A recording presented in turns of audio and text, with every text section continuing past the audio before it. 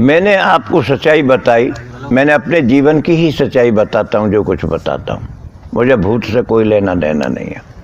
लेकिन बात भूत की चली थी मीरा वाली।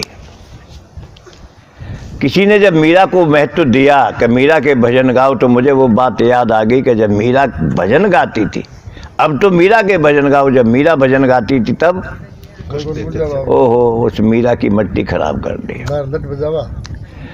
और किसने खराब करी, मुझे एक किस्सा याद आ गया। मीरा का गुरु पता है कौन था? रैदास मीरा का गुरु बताते हैं। और जो जाति से था वो भी आपको पता होगा। ये लोग धर्म के ठेकेदार, बार बार एक शब्द का बुरा सबको लगता है ये मेरा शब्द, ये धर्म के ठेकेदार बख्शते किसी को नहीं है। रैदास की कहानी ये है कि वो मीरा के गुरु जरूर थे,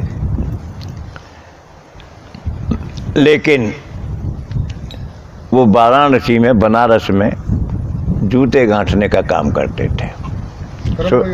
सुनी होगी कहानी। वो बनारस में जूते गांठने का काम करते थे। पूर्णमासी का दिन आ गया, लोग पूर्णमासी को गंगा नहाने जाते ही है। कहानी में यही है, ये मत मान लेना मैं सच सुना रहा हूँ, पर जो कहानी में पढ़ा है, मैं कहानी को सच नहीं मानता हूँ, लेकिन दृष्टांत बहुत ऊंचे होते हैं कहानी में। तो पूर्णमासी का दिन था, सब लोग नहाने जा रहे थे। तो एक मुझ जैसा ब्राह्मण, वो भी गंगा नहाने तो सभी जाते हैं, तो एक ब्राह्मण जी गंगा नहाने गए। तो भीड़ पे जरा ज़्यादा थी, घाट पे ज़्यादा भीड़ थी, तो उनकी कुछ जूती फट गई थी। किसकी? ब्राह्मण जी की जूती फट गई थी। तो जब जूती फट गई, उन्होंने कि जब तक भीड़ ज़्यादा थोड़ी छटेगी, लाओ जूती गठवा ले। तो वो रैदास के पास पहुंच गए, और रैदास के पास पहुंचने के बाद उन्होंने जूती गठने को दे दी, क्योंकि जब उतना टाइम था। जूती गठने को दे दी तो वो तो जूती गांठने लगे, तो पूछने लगे, क्यों रे भाई, तू तो गंगा पे रहता है, रोज गंगा नहाता होगा? नहीं जी, मुझे इतना टाइम नहीं है, मैं तो अपने कर्म में लगा हुआ हूँ, मुझे इतना टाइम नहीं गंगा नहाने का, मैं तो अपने कर्म में लगा हुआ हूँ। अरे फिर तेरे पाप कैसे धुलेंगे कि ये गंगा जी जाने? मुझे नहीं पता कि मेरे कैसे पाप, कैसे पुण्य, कैसे धुलेंगे, ये मुझे पता नहीं। तुझे इतना भी ज्ञान नहीं है? कभी माला फेरता है, कभी पूजा करता है, बोले जी मैं तो अपना कर्म करता हूँ। इतनी बातें करते करते उसने जूती गांठ दी, और जूती गांठने के बाद वो पैसे दे के रैदास को जब चलने लगा, तो रैदास ने कहा, महाराज जरा सुनो, अब गंगा जी मैं तो जाता नहीं हूँ, आप तो जा ही रहे हो, लो एक ये आना ले जाओ, तो गंगा जी को मेरी तरफ से भेंट कर देना। कहानी सुनिए नहीं, गंगा जी को मेरी तरफ से भेंट कर देना। महाराज ने वो करनी ले ली, लेकिन जैसे ने एक शर्त है मेरी, जब तक वो हाथ ना लें, जब तक वो हाथ में ना लें, तब तक पैसा देना नहीं। ब्राह्मण ने सोचा, रे कितना मूर्ख है ये, कभी गंगा जी गया भी नहीं और हाथ में ना ले, गंगा जी क्यों लेगी इसकी एक अन्य हाथ की? नहीं, पाखंड तो है ही, अभी असली बात नहीं पता, पाखंड तो है ही, तो क्यों लेगी? लेकिन ये चलो, अब ये दे रहा है तो अपना लेके चलते हैं, क्यों एक अन्नी तो आ ही रही है हाथ, भाई कन्नी तो हाथ गंगा जी तो लेगी नहीं, तो एक कन्नी कम से कम हमारी जेब में तो आ ही जाएगी। कहने का मतलब वो गंगा जी नहाया, नहाने के बाद पूजो करते हैं वो। हाँ, उसने किया, कहने के बाद से याद आया, यार गंगा जी देखें तो सही। उसने कन्नी निकाल के कहा कि ऐसे ऐसे रैदास ने ये दी है, और ये शर्त लगाई है कि हाथ में ले गंगा जी तब देना। तो जैसे इतने शब्द कहे, खट गंगा में से एक हाथ निकला, और हाथ निकलते हुए एक अन्य उस पर धर दी। अब उसको बड़ा ताज्जुब हुआ। कहानी है, ये ध्यान रखना, बार बार सच मत मान लेना। अब बड़ा ताज्जुब हुआ, ताज्जुब हो जाने के बाद ठीक है भाई, अब क्या करें, अपना तो कोई गंगा जी ऐसे हाथ से लेती नहीं है। जैसे ही वो ब्राह्मण वहां से चलने लगा तो गंगा जी बोले ना सुन, उसने मुझे करनी तो मेरी तरफ से भी तो उसे कुछ भेंट ले जा। तो उन्होंने एक कंगन, गंगा जी ने उस ब्राह्मण को हाथ निकाल कर क्या दिया? कंगन। कहानियों में बहुत कुछ होता है। अब गंगा जी जिस कंगन को दे तो हीरा जड़ा हुआ होगा, हीरा मोती। क्यों भैया? गंगा जी ऐसा थोड़ी दे देंगी मामूली सोना पौने का लपेट करके। हीरा जवाहरात का कंगन था, बहुत कीमती कंगन था। जब कंगन ने देखा ब्राह्मण ने तो उन्होंने अब उन्हें कि कौन सा वो रैदास देख रहा है मैं कौन सा रैदास देख रहा है मैं जानूं और गंगा जी जाने। उन्होंने खट वो कंगन जेब में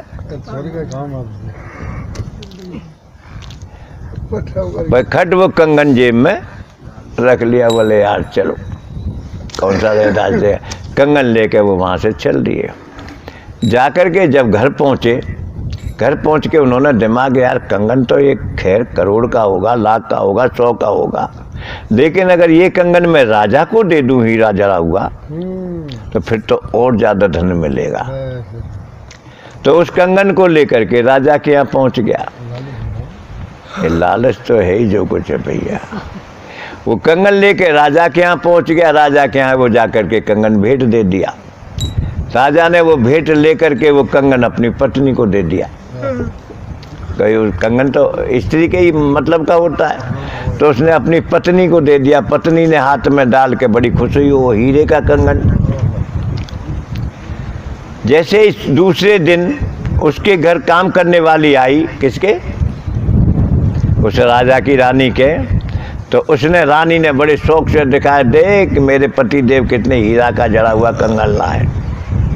कहानी में रोचकता आती है ना, देख कितना बढ़िया हीरा जड़ा हुआ कंगन लाए।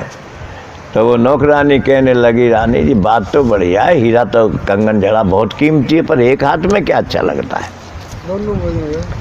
भाई कंगन हो तो दोनों हाथ के हों, एक हाथ में क्या अच्छा लगता है?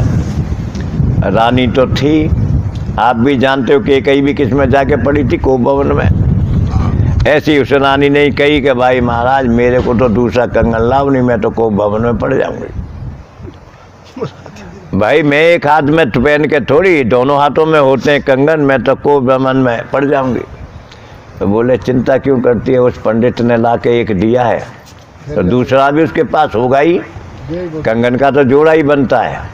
हो सकता है उसने एक बार इनाम लेने की वजह से एक बार लाया, दूसरा पड़ा होगा। चिंता क्यों करती है, मैं उस ब्राह्मण को बुलाता हूँ।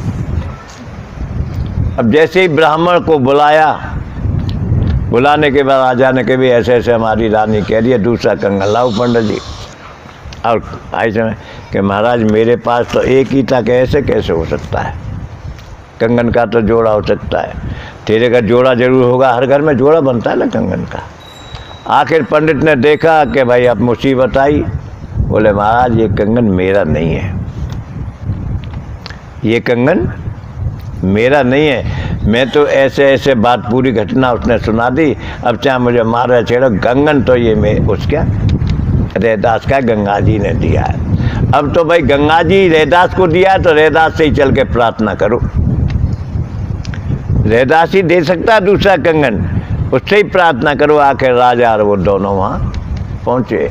पहुँचने के बाद रैदास से कहा कि भाई ऐसे ऐसे बात है। ऐसे में रैदास ने कि महाराज वो तो उसकी कृपा है, हो सकता है कि दूसरा कंगन उसकी कृपा होगी तो मैं दे दूंगा आपको। उसने वो जो कठुआ था ना, होता ना पानी में धोते ना लेटर, उस कुंड में जो हाथ डाला तो दूसरा कंगन आ गया। दूसरा कंगन आते ही जैसे उसने हाथ बढ़ाया तो आवाज आई, आकाशवाणी होती है नहीं, अरे के मूर्ख, इन लुटेरों के लिए मैंने कंगन नहीं दिया था। अरे मूर्ख, ये लुटेरों के भाग्य में मेरा कंगन नहीं है, ये तो मैंने तेरे प्रेम की वजह से, तुझे समर्पण की वजह से, तेरे पास दिखावा नहीं है, हकीकत में प्रेम है, इसलिए मैंने तुझे दिया था। इन लुटेरों के लिए कंगन नहीं है, इसलिए तू इस कंगन को अपने बंद कर और वो कंगन भी इनके पास नहीं रहना। कहने का मतलब अर्थ क्या समझे? अर्थ क्या समझे? माला डालने से कोई धर्मात्मा नहीं बन जाता, गंगा नहाने से कोई धर्मात्मा नहीं बन जाता। हाँ, ये बात कह सकता हूँ, पापात्मा बन सकता है, पापात्मा बन सकता है, पर धर्मात्मा नहीं बन सकता। ये उदाहरण है, इसमें ये कहानी में उदाहरण है। तो उसी पे मैं भजन ऐसे ही उदाहरण पकड़ के जब मेरे दिमाग में घूमता है ना, ऐसा क्यों हुआ, ये तिलक लगाने वाले, माला पहनने वाले कहाँ गड़बड़ कर रहे हैं, समझ गए नहीं। तो मैंने इन माला पहनने वालों पर किसी पर देख ली होगी, शायद नेमचंद पे देख ली थी एक बार, मेरा दिमाग ऐसा। हाँ, मुझे याद आ जाता है, मैं जब ही तो मैं लिखता हूँ, कभी देख ली थी इनके गले में, पता नहीं मेरे को, तो शायद नेमचंद पे ही देखी थी, मुझे ध्यान तो आ रहा। हाँ, तो जब नेमचंद के गले में माला देखी और ये कहानी मुझे याद आई, तो मैंने एक भजन लिख दिया। तो मैंने एक भजन लिख दिया उस माला के बारे में। क्या लिखा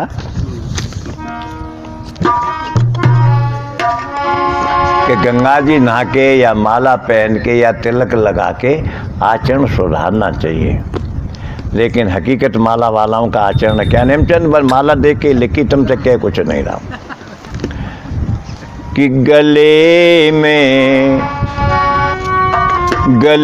में क्यों माला है डाली, गले में क्यों माला है डाली।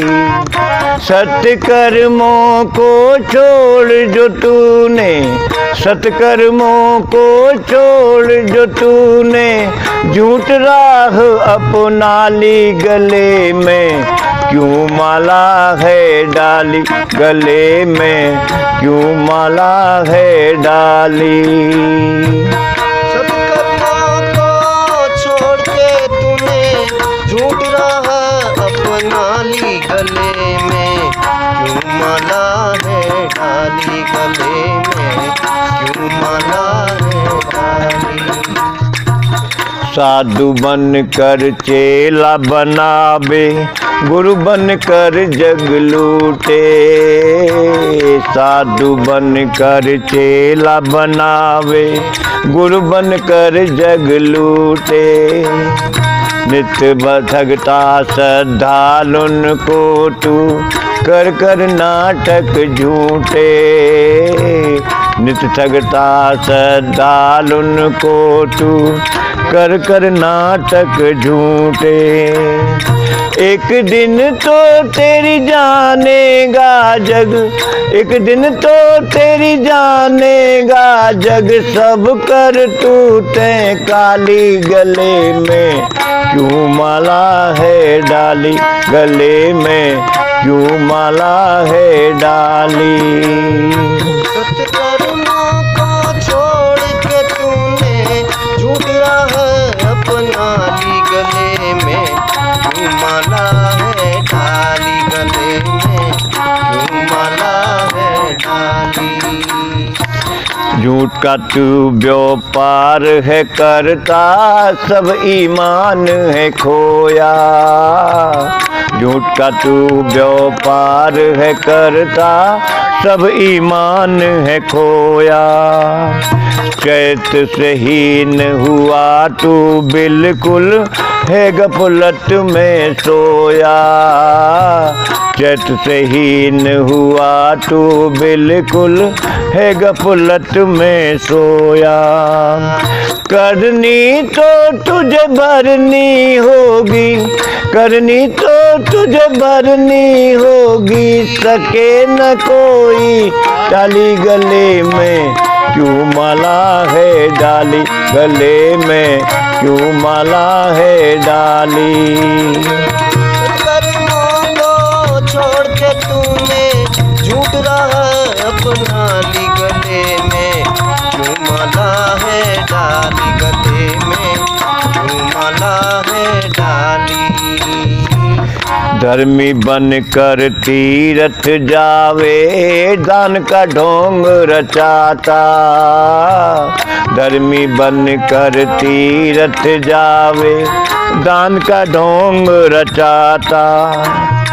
भोली भाली जनता को तू लूट लूट कर खाता, भोली भाली जनता को तू लूट लूट कर खाता। दे ले धोखा जग को चाहे, दे ले धोखा जग को चाहे, जाने सब जग माली गले में क्यों माला है डाली, गले में क्यों माला है डाली। सत्कर्मों को छोड़ के तूने झूठ रहा अपना ही गले में, क्यों माला है डाली गले में, क्यों माला है डाली। या तो तोड़ गले की माला या ईमान पे आ जा, या तो तोड़ गले की माला या ईमान पे आ जा। माला तिलक पैर के तूने क्यों अपने को साजा, माला तिलक पैर के तूने क्यों अपने को साजा। मूर्ख आखिर जाना तुझको, मूर्ख आखिर जाना तुझको, जग से हाथ है खाली गले में क्यों माला है डाली, गले में क्यों माला है डाली। सत्कर्मों को छोड़ के तूने झूठ रहा अपना ली गले में, क्यों माला है डाली, गले में क्यों माला है डाली। दरअसल में मेरी आदत थोड़ी खराब पड़ी है, ये माला वालों के मैंने कर्म देखता हूँ ना, तुम भी देखते होगे, माला भी पड़ी होगी दो चार के किसी की। ये माला वालों के जब कर्म देखता हूँ ना तो मुझे बड़ा अजीब लगता है। मैं किसी और की नहीं बताऊँ, मेरा एक भाई है बड़ा सगा, सगा भाई है मेरा, बिल्कुल सगा। तो वो एक रतन ज्योति नाम की बेल होती है, उस बेल पे एक छोटे छोटे मोती से लगते हैं, नेमचंद दे के आए हैं। छोटे छोटे मोती लगते हैं, छोटे छोटे, उस मोतियों में छेद होते हैं। तो घर बच्चे जो है वो पोते रहते हैं माला, वो बच्चे माला पोते रहते हैं। और कुंवर साहब कहीं जाते हैं ना कथा करने, तो मालाओं को धर के ले जाते हैं और वहाँ जाकर के क्या कहते हैं, हिमालय पे अमावस्या दा वाले दिन सिद्ध करके लाया। मेरे घर की बात है, मैं कसर नहीं छोड़ा, हिमालय पर जाकर के अमावस्या वाले दिन सिद्ध करके लाया हूँ। किसी से 4000, किसी से 5000, किसी से 10,000 ठगता ही रहता है। सिद्ध करके ही तो माला आती है। तो कहने का मतलब यह है, जितनी माला गले में डालते हैं सिद्ध करी हुई होती है। मेरा कहने का मतलब है ये गले में जितनी माला डालते हैं सब सिद्ध करी होती है। लेकिन मैंने हकीकत पता लगाई तो मैंने उससे पूछा जीव से कि गले में क्यों माला डाली, यार तुझे ज़रूरत क्या पड़ गई गले में माला डालने की। अगर ये माला से ही कुछ तेरा उद्धार होता तो भगवान पहले ही डाल के भेज देता। गले में क्यों माला है डाली, सत्कर्मों को छोड़ जो तूने झूठ राह अपना ली। गले में क्या डाली, माला। कर्म क्या हो गए, सत्कर्म तो छोड़ दिए, और कौन से कर्म अपना लिए, झूठ। माला डालने के बाद भी सत्कर्म तो छोड़ दिए और क्या अपना लिया, झूठ। साधु बनकर चेला बनावे, गुरु बनकर जग लूटे। सबसे ज्यादा साधुओं के गले में होती है ना माला, होती है ना, देखी होंगी। लंबी लंबी माला डालते हैं, लंबी लंबी जूड़ा लगाते हैं, लंबे लंबे फूल बांधते हैं, लंबे लंबे तिलक बनाते हैं। मैं अगर अचानक नई जगह जाता हूँ ना भैया, तो मुझे कोई साधु नहीं समझता। मेरे कई जगह कांड हो गए, कहीं नई जगह जाता हूँ तो मुझे कोई साधु नहीं समझता। सोचते होंगे ये भिकमंगा कहाँ से आ गया, सोचते नहीं, कहते भी है। मैं केरवाली कुटिया पे गया था तो मांगी लाल रहते हैं वहाँ पे, एक जानते होंगे भाइयाँ जो जाती हैं, मांगी लाल रहते हैं। जैसे ही मैंने कही भैया कि मैं रुक जाऊं 1-2 दिन को, कहो तो यहाँ रह लूं, ओए ऐसे वैसे महात्मा हमें नहीं चाहिए, हमें तो कोई अच्छा महात्मा, हमें तो जैसे महात्मा की जरूरत नहीं है, हमें तो कोई अच्छा महाराज चाहिए। हम तो यहाँ अच्छा महाराज कर रखेंगे। हमने कि भैया अच्छा महाराज रखोगे तो हमें भी अच्छा रखना ही चाहिए। फिर अच्छे महाराज की परिभाषा तो बताओ क्या है। हमने क्या कहा, अच्छे महाराज की परिभाषा तो बताओ क्या है। जब परिभाषा पूछी, बोले हमें क्या मालूम। जब परिभाषा पूछी तो कहने लगे हमें क्या मालूम है। जब तुम्हें मालूम ही नहीं है तो हमें परिभाषा नहीं बताओगे तो हमें क्या पता लगेगा हम उस परिभाषा के लायक हैं कि नहीं। लेकिन जब उन्होंने कहा हमें मालूम नहीं है तो मैंने कहा हमें मालूम है। तुम्हें अच्छे साधु की परिभाषा नहीं मालूम, लेकिन मुझे मालूम है। नई लंबी लंबी रुद्राक्ष की माला पड़ी होती, माथे पे लंबा तिलक लगा होता, यहाँ भी चंदन, यहाँ भी चंदन लगा होता, जूड़ा लंबा चौड़ा बंधा होता, ऊपर फूल बगे होते, वो तुमको अच्छा साधु दिखता। समझ गए नहीं? वो तुमको अच्छा साधु दिखता। क्यों? मैंने आज तक माला नहीं, अपने हाथ में कमंडल तक नहीं लिया है। क्यों? माला टूट जाएगी तो कहना पड़ेगा किसी से, भाई माला टूट जाएगी, माला बिना मेरी शान तो बढ़नी है कि इनके तो 50 रुपये बेकार खर्च होंगे कि नहीं। कमंडल अगर ले लूँ, मैं अभी परसों कमलदास से बात हो रही, बाप जी हमसे कोई रेल में किराया नहीं मांगता। मैंने कहा तेरे हाथ में कमंडल रहता है ना, तेने इसका वो तरीका ढूंढ रखा है ना, हाथ में तू कमंडल रखता है। यार मेरे हाथ में तो कमंडल है नहीं, मुझे तो रेल वाला भी भिखारी समझेगा। समझ गए?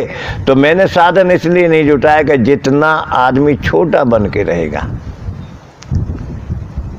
जितने आदमी के दिमाग से बनावट निकल जाएगी, उतना ही उसका चरित्र सुधरता चला जाएगा।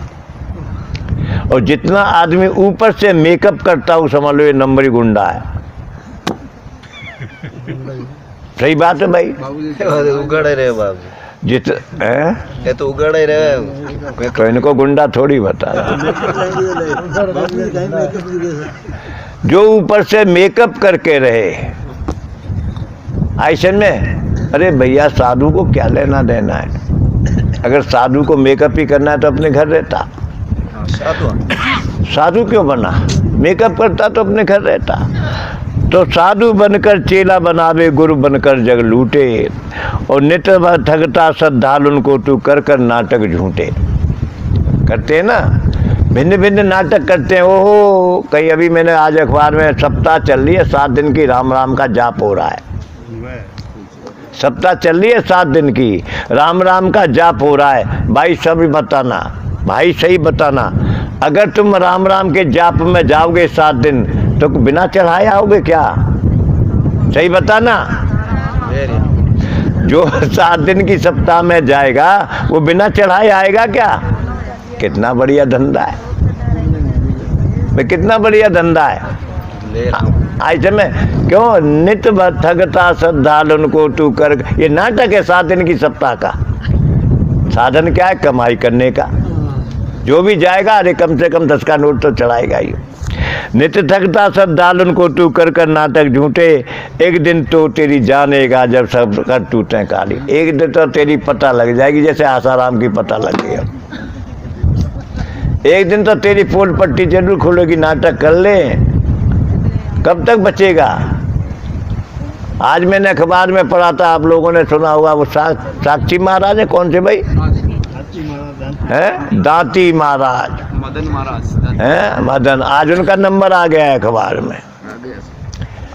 ये जो जूड़ा बांध के लंबे लंबे तिलक लगा के रहते हैं ना, अरे भैया साधु को क्या जरूरत है? मैं तो गृहस्थ को भी कहता हूँ, किसी ने कही है सिंपल लिविंग हाई थिंकिंग, जो सादा जीवन उच्च विचार, जिसका रहन सहन साधारण होगा उसके विचार भी अच्छे होंगे। जिसके रहन सहन में बनावट होगी उसके विचार कभी अच्छे नहीं हो सकते। झूठ का तू व्यापार है करता, सभी माने खोया। दिन भर झूठ बोल बोल कर, दिन भर झूठ बोल बोल के तुम्हारे कभी आते देखे होंगे। हाथी वाले आते हैं कि नहीं आते?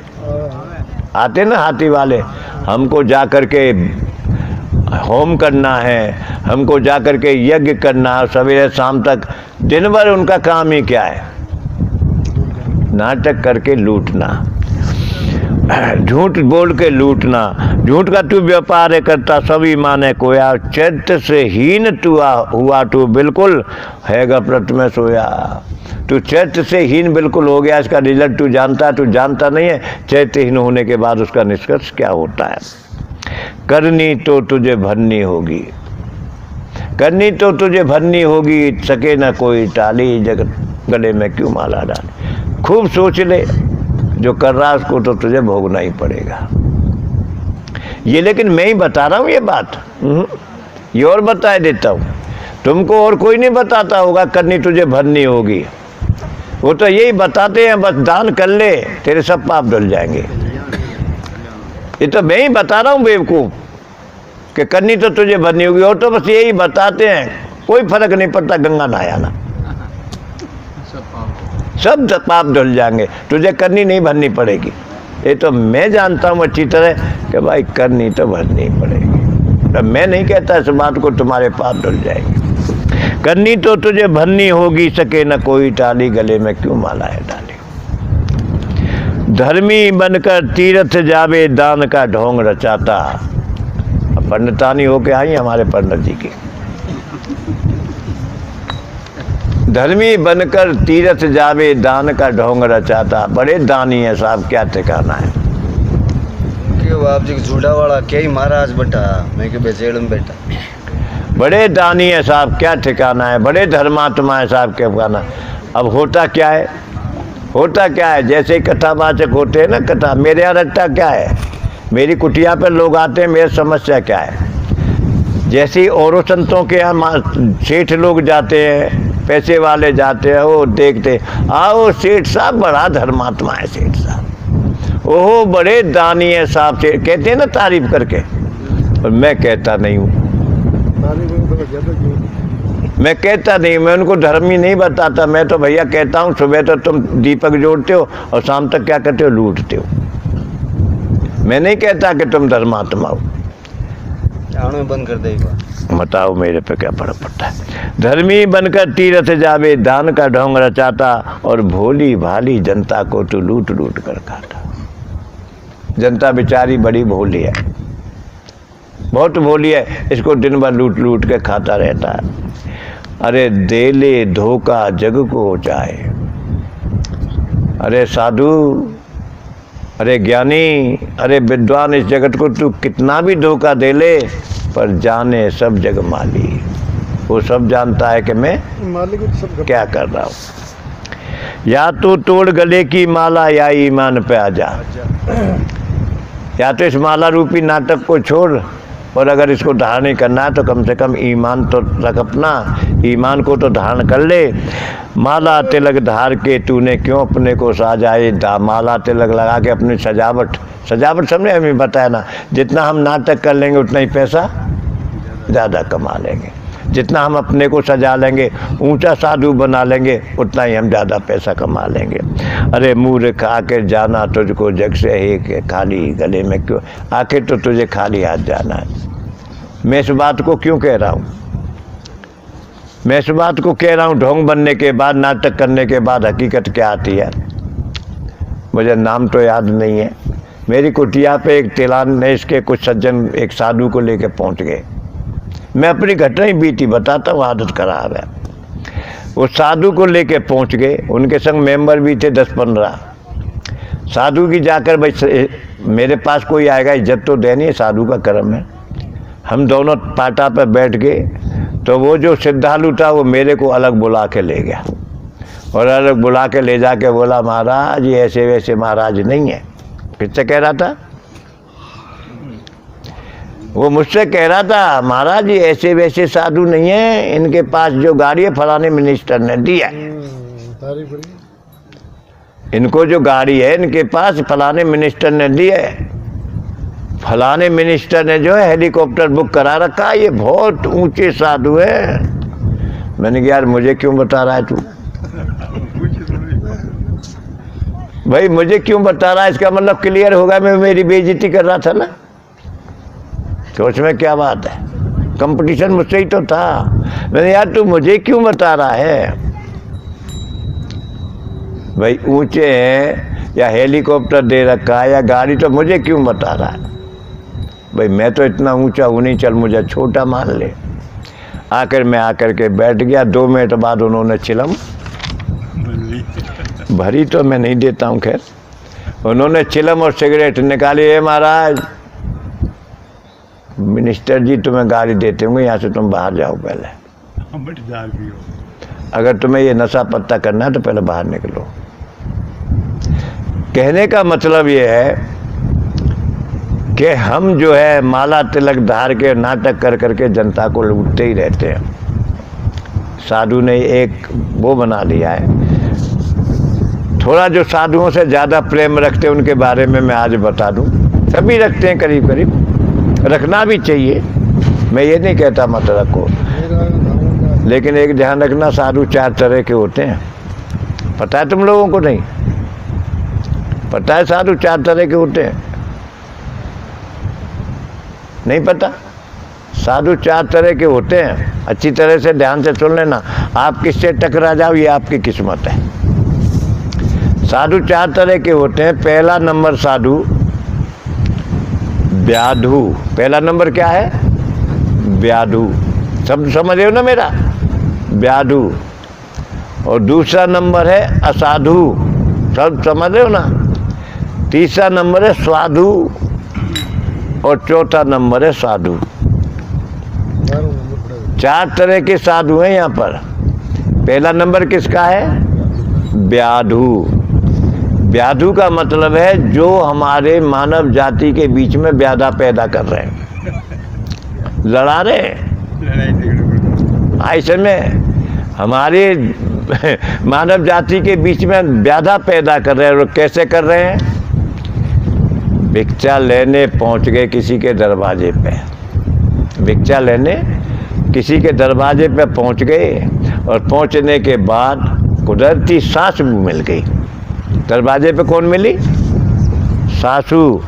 थोड़ा ऊपर देखा, थोड़ा नीचे देखा, थोड़ा आगे देखा, थोड़ा पीछे देखा और बोले, माई तू तो अपनी बहू को बहुत चाहती है, तू तो अपनी बहू को बहुत चाहती है, पर तेरी बहू तुझे नहीं चाहती।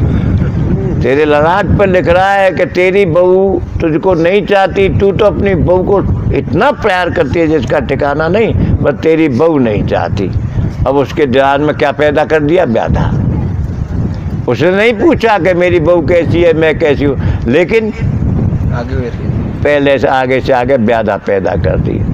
और अगर कहीं बहू मिल गई दरवाजे पर तो अरे तू तो बेटा अपनी सास की बड़ी सेवा करती है, समझ गए? नहीं, पर तेरी सास तेरी कदर नहीं करती। तुम्हें मिलते होंगे साधु ऐसे भाई, मैं सही बता रहा हूँ? तुम्हें ऐसे साधु मिलते होंगे, साल में 2-4 मिल ही जाते होंगे, और तुम भी बड़ी खुश होती हो साधु जी बता के हमारी ग्रह सबरी। आपकी बल्कि बात क्या राजी में। तो पहले साधु व्याधा जो हमारे घर घर में तोड़ रहे हैं, वो साधु जो घर घर में तोड़ रहे हैं। तेरा चेहरा लग रहा है, पेट में दर्द हो रहा, तेरा चेहरा लग गया, तो ये व्याधु है। वो साधु जो हमारे पूरे समाज में व्याधा पैदा कर रहे हैं। दूसरे असाधु, यानी आ लगने के बाद उल्टा हो जाता है, विलोम होता है ना, विलोम शब्द। साधु से जो विपरीत, यानी साधना से कोसों दूर है, वो असाधु। क्या करें? सुल्फा, चिलम, गांजा, जो अभी मैंने उदाहरण दिया था ना, सुल्फा, चिलम, गांजा, चर्च, शराब में घर तो फूंक दिया। सुल्फा, चिलम, गांजा, शराब में घर तो फूंक दिया। अब पैसा कहाँ से आवे खर्च करने? अब पैसा कहाँ से आवे खर्च करने? बोले यार जनता बड़ी बेवकूफ़ है, समझ गया? नहीं, जनता बड़ी बेवकूफ़ है यार, गेरुआ कपड़े पहन लो। आपके पड़ोस में इधर उधर हैं थे साधु, आप बड़े प्यार से बुलाते हो उनको, बड़े प्यार से बुलाते हो, क्यों, दूसरा नंबर कौन सा हो गया, असाधु। अब क्या करें, नशा पत्ता का साधन नहीं है, चलो गेरुआ कपड़े पहन लेते हैं, जनता बहुत तेरी पागल है, आनंद से काम चलता रहेगा। तीसरा साधु, घर में तो जैसा होंगे 10 मेंबर वैसा ही भोजन बनेगा। भाई घर में तो 10 मेंबर होंगे तो एक सा ही भोजन बनेगा, लेकिन महाराज के आश्रम पे जाके 10-20 दिन, महीना, 2-4 महीना में यार महाराज के तो बड़े बड़े माल आते हैं। ऐसे में घर में ध्यान दो घर को, ऐसे में गेरुआ कपड़े पहन लो, बढ़िया माल खाए करें। वो किस लिए साधु बनते हैं, स्वाद की पूर्ति के लिए। और साधु तो वही बनता है जो सर्वस्व अपने में आग लगा लेता है। साधु केवल वही है जो अपने आप से जागृत होकर के किसी तरह का विकार अपने अंदर न छोड़ के पूर्ण रूप से अपने चरित्र का निर्माण करता रहता है।